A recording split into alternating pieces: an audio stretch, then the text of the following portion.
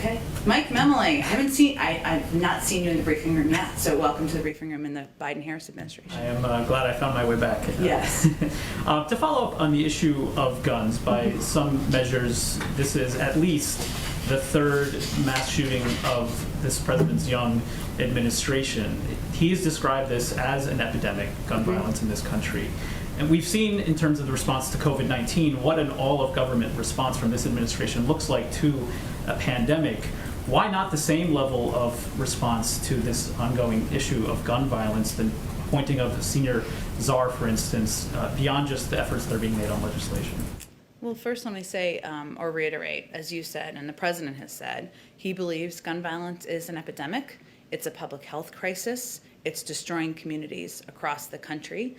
He's also been working on this issue for decades. And if he were standing here, and I know there's a press conference later today, and you all may ask him about this, he would tell you that we can't give up just because it's hard, just because the politics are perplexing, which they are, given more than 80% of the public supports universal background checks, and yet the Senate has not moved forward, and because bills aren't sailing forward, and we need to keep at it. And so I would say the way he approaches this is one where he has used the levers of his presidency, put in place, already announced last week, executive action steps that the Department of Justice is going to take.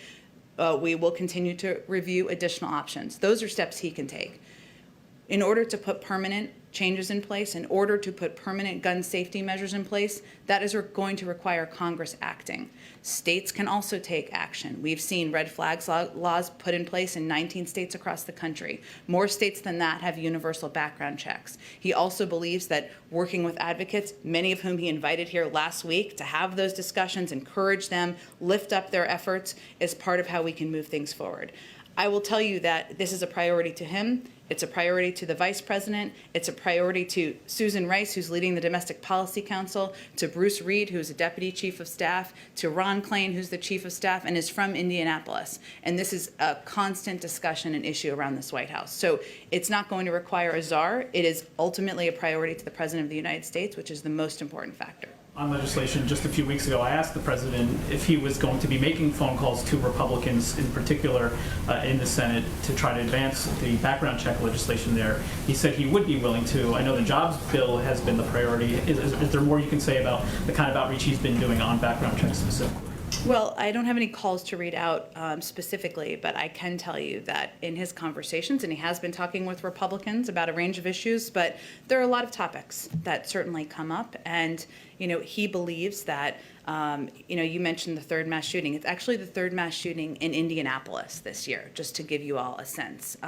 Today's also the 14th anniversary of the Virginia Tech shooting, when 33 people lost their lives. So in the president's view, this is an issue that is not partisan.